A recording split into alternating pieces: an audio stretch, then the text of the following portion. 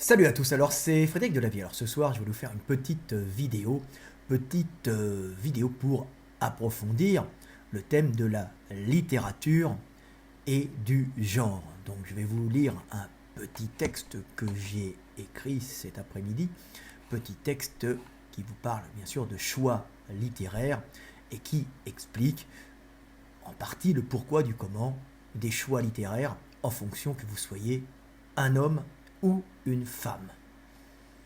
Donc ce petit texte s'appelle Choix littéraires.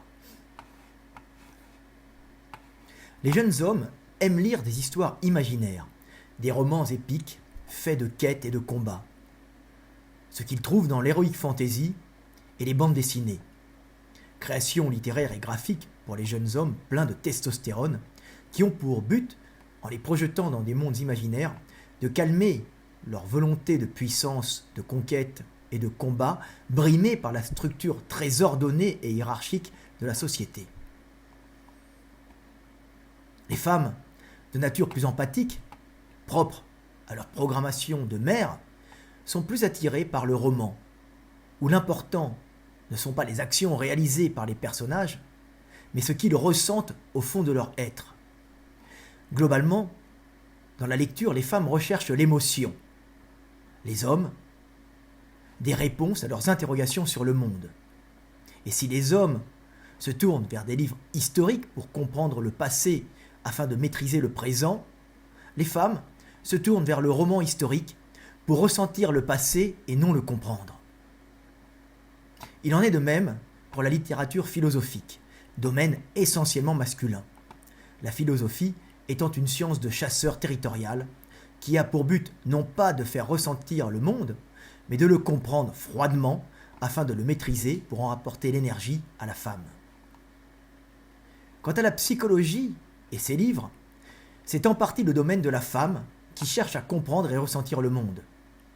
Et si l'homme se tourne parfois vers ce domaine plus féminin, ce sera par froid calcul afin de comprendre les hommes et les femmes et ainsi de les manipuler et de mieux prévoir et diriger son existence dans sa recherche obsessionnelle de la puissance, du pouvoir et de la femme. Enfin, vient le livre technique, particulièrement recherché par les hommes et dont les thèmes très divers permettent aux hommes de se parfaire dans leur spécialité afin de s'affirmer dans le terrible monde de la concurrence masculine. Mais les femmes ont aussi leurs livres techniques dont les thèmes ne sont pas la compréhension d'un monde extérieur à maîtriser ou la connaissance d'un domaine pour affirmer sa supériorité, mais essentiellement la réalisation d'un bien-être intérieur. C'est ainsi que si l'homme se tournera vers l'encyclopédie des automobiles, le guide des armes de poing ou le guide des montres de luxe, la femme préférera s'intéresser au jus vert, aux bienfaits du thé, à la décoration d'intérieur, au macramé, au maquillage, au yoga, à la façon de maigrir en 15 jours ou au régime sans gluten. Toute une littérature technique totalement égocentrique correspondant au centre créateur du monde qu'elles sont par leur fonction de génitrice.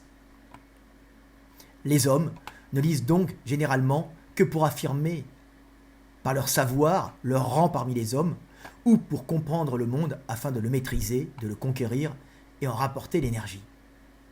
Les femmes, lisant de leur côté, non pas pour s'affirmer et conquérir le monde, mais pour le ressentir et améliorer leur bien-être, ou s'intégrer dans le groupe par la lecture à la mode, ou recommandée par la majorité.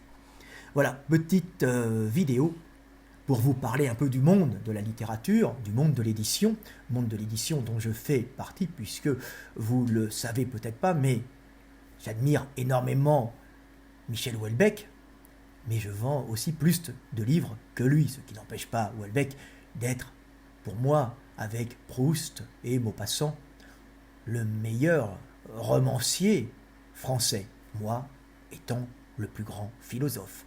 C'était Frédéric Delavier, paix sur terre, et à bientôt.